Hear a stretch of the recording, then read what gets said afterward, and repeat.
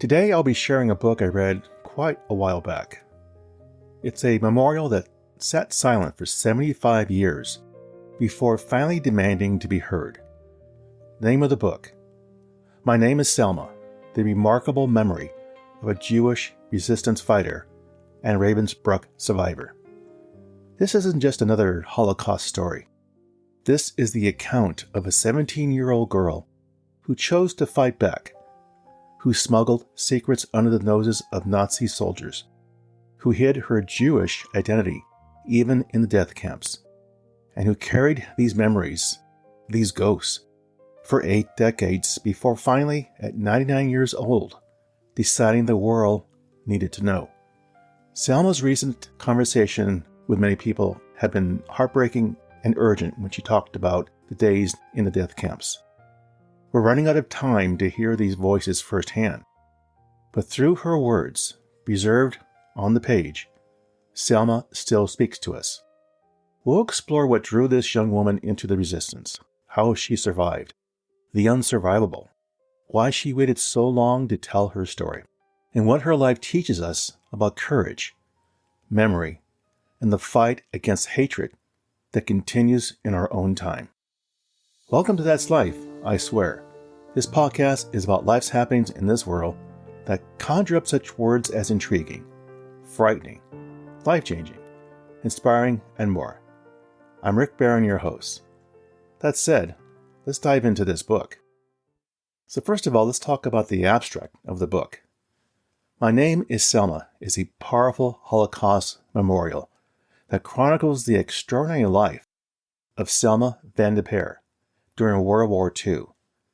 Born into a Jewish family in the Netherlands, Selma's story begins with the Nazi occupation and her courageous decision to join the Dutch resistance at just 17 years old. Operating under the assumed identity of Margaret van der Kuit, she worked as a courier for the underground movement, smuggling illegal newspapers and forged identity papers while risking her own life daily.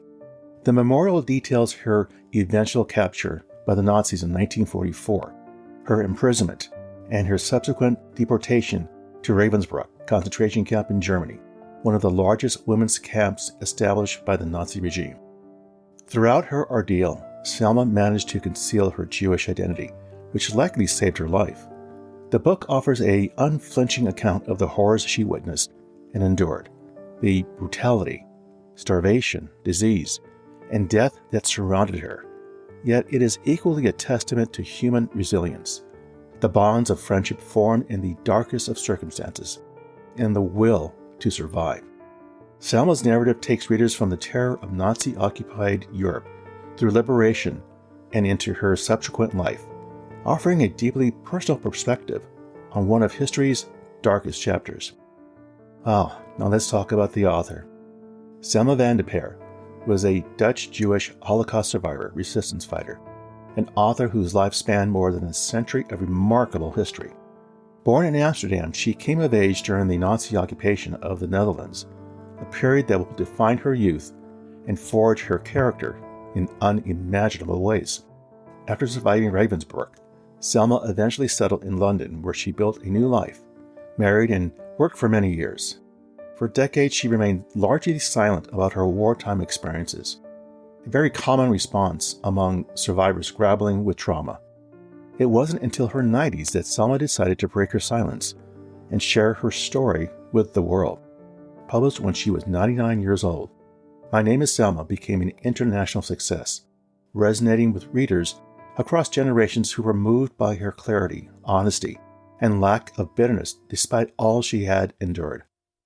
Selma became an important voice in Holocaust education, speaking to audiences about the importance of remembering history and standing against hatred and intolerance. To those survivors who survived the nightmare of prison camps, it marks the end of an era as the world continues to lose the last living witnesses to the Holocaust. Selma's book remains an invaluable gift to future generations, a first-hand account that ensures the voices of those who lived through the darkness will never be forgotten. Now, what drew my interest in reading this book? I had many. But in an age where Holocaust survivors are leaving us, there is an urgent quality to reading their testimonies while we still can. What drew me to My Name is Selma was the opportunity to hear directly from someone who not only survived the Holocaust, but also actively resisted it. Selma was not a passive victim of history. She was a fighter who chose danger over safety, risking everything to oppose evil, even when she could have hidden away. The timing of this book feels particularly poignant. There is something profoundly moving about a woman who carried these memories for nearly 8 decades before finding the strength, or perhaps the necessity, to speak them aloud. I was also drawn to the perspective of a young woman in the resistance. Many Holocaust narratives focus on the camps themselves, but Selma's story illuminates the dangerous work of the underground movements, the daily acts of courage by ordinary people who became extraordinary through their choices. The fact that she maintained a false identity, even in the concentration camp, living with the constant fear of discovery, adds a layer of psychological tension that makes her survival story uniquely compelling. Furthermore, in our current times where anti-Semitism and dictators are resurgent in various forms around the world, reading first-hand accounts of where hatred can lead feels not just interesting, but essential. So what can we take from this book? What's the takeaway? My Name is Selma offers lessons that extend far beyond historical documentation, speaking to timeless aspects of human nature, morality, and resilience. After finishing reading this book, I walked away with 6 lessons that I learned from Selma. The power of individual resistance. Selma's story demonstrates that even in the face of overwhelming evil, individual acts of courage matter. At 17, she could have chosen self-preservation, but instead, she decided to fight. Her work in the resistance, delivering newspapers, carrying documents, connecting networks, reminds us that resistance takes many forms and that ordinary people can make extraordinary differences. The complexity of survival. The book reveals the impossible moral choices that extreme circumstances create. Selma's decision to hide her Jewish identity, even from fellow prisoners, was a survival strategy, yet it came with its own burden of guilt and isolation. Her story teaches us not to judge the choices made by those in unimaginable situations, but rather to work toward creating a world where such decisions are never necessary. The importance of bearing witness. Perhaps most significantly, Selma's decision to finally share her story in her 90s underscores the critical importance of testimony. For decades, she carried this story in silence, but ultimately recognized that her memories belonged not just to her, but to all of humanity.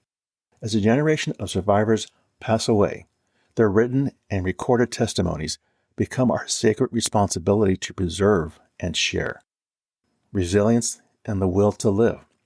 Throughout the most degrading and brutal conditions, Selma found ways to maintain her humanity and her hope. The friendships she formed, the small acts of kindness she witnessed and received, determination to see liberation. These elements of her story remind us of the remarkable resilience of the human spirit. The relevance of history. Finally and urgently, this book teaches us that the Holocaust is not ancient history, disconnected from our present. With survivors now passing away rapidly, we are reminded that these events occurred within living memory, that the survivors walked among us until very recently, and that the lessons of this period remain vitally relevant. The book serves as a warning about the dangers of prejudice, the ease with which ordinary people can become complicit in evil, and the necessity of standing up for justice. The ultimate takeaway for me is the call to remembrance and action. We must honor survivors like Selma by ensuring their stories continue to be told, by actively opposing hatred and anti-Semitism wherever we encounter it, and by remembering that the choices we make in our own times matter.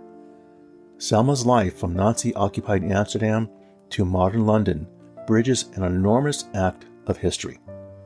Her memory is not just a look backward, but a torch passed forward, illuminating the path we must take to ensure such atrocities never happen again. In reading My Name is Selma, we just don't learn about the past. We are challenged to examine our own courage and our own responsibility to future generations. It is a book that stays with you long after you turn the final page. In her memorial, she wrote that she scrawled a note on toilet paper to a girlfriend and slipped it through the slats of a cattle car in which she was crammed, hoping that someone would find it and pass it on. In 1995, as that girlfriend was moving into a new house, she found the note. It had apparently been found near the tracks by a railroad worker and forwarded to her, but she had forgotten about it for 50 years. "Keep your spirits up," the note read. "I'll do the same, although I do wish the end was in sight." Despite her grievous losses, Miss Van de Perre expressed awe in her memory at how many people became heroes during the war. She said, and I quote, "I can still hardly believe that people who should have remained unremarkable ended up memorialized on lists and monuments. We were ordinary people plunged into extraordinary circumstances." End quote. I'll end this story by sharing with you that Selma passed away on October 20th, 2025 in London at the age of 103. Well, there you go, my friends. That's life, I swear. For further information regarding the material covered in this episode, I invite you to visit my website, which can be found on Apple Podcasts for show notes and the episode transcript. As always, I thank you for the privilege of you listening and your interest. Be sure to subscribe here or wherever you listen to podcasts so you don't miss an episode. And we'll see you soon.